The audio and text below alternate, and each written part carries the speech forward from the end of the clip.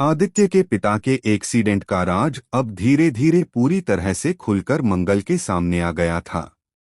वह सच जिसे इतने वर्षों से हर कोई दबाए हुए था, आज एक तस्वीर के सहारे सामने आ रहा था। उस तस्वीर ने न केवल सारी गुत्थी सुलझा दी थी, बल्कि एक ऐसा रहस्य उजागर कर दिया था जिसकी किसी ने कल्पना तक नहीं की थी। सक्सेना हाउस के बड़े से आंगन में हल्की हल्की हवा बह रही थी। अंदर माहौल गंभीर था। कपिल से अपनी शादी के लिए तैयारियां चल रही थीं, पर मंगल के चेहरे पर अजीब सा तनाव था। सब लोग सोच रहे थे कि वह दुल्हन बनने के उत्साह में होगी, लेकिन उसके भीतर एक अलग ही तूफान चल रहा था। उसकी आंखें बार बार उस कमरे की ओर जा रही थीं, जहां उसने अपने जीवन के सबसे बड़े सबूत को छुपा रखा था। मंगल अपने कमरे में बैठी थी। उसके सामने बिखरे हुए कपड़े, सजी हुई ट्रॉली और एक ओर रखी वह पुरानी तस्वीर। वह तस्वीर जिसमें आदित्य और सौम्या एक साथ नजर आ रहे थे। पहली नजर में यह एक साधारण तस्वीर लग सकती थी, लेकिन मंगल ने उसमें कुछ ऐसा देख लिया था जो किसी की भी रूह काम पाने के लिए काफी था। सौम्या के हाथ में बना वह खास टैटू। यह टैटू साधारण नहीं था।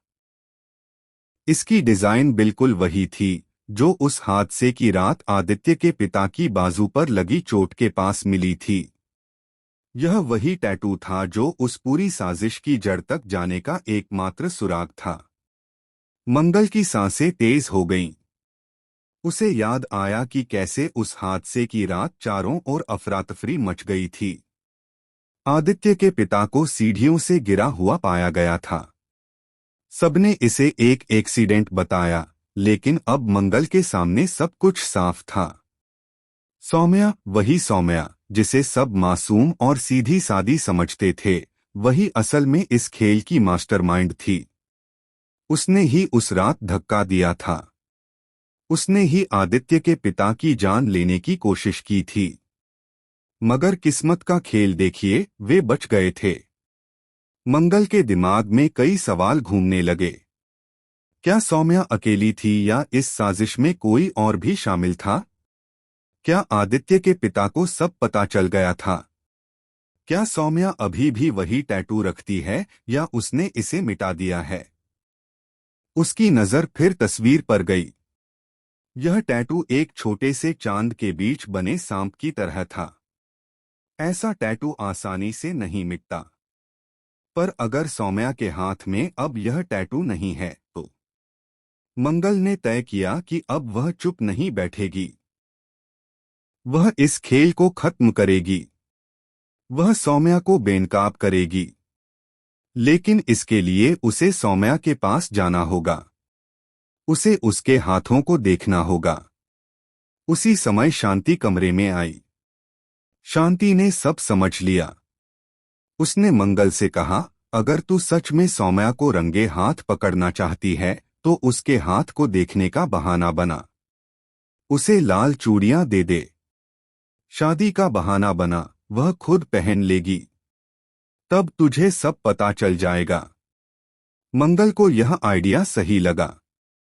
उसने लाल चूड़ियां उठाईं। उसके हाथ कांप रहे थे। यह सिर्फ चूड़ियां नहीं थीं, यह उसके जीवन के सबसे बड़े सच तक पहुंचने का जरिया थीं। सौम्या उस वक्त हॉल में बैठी थी। उसके चेहरे पर हल्की मुस्कान थी। वह सबके बीच अपनी मासूमियत का खेल खेल रही थी। मंगल वहां पहुंची। सौम्या, यह चूड़ियां मैंने तेरे लिए लाई हैं। तू पहन ले। सौम्या ने एक पल के लिए मंगल को देखा। उसकी आंखों में अजीब सी चमक थी, मानो वह सब समझ रही हो।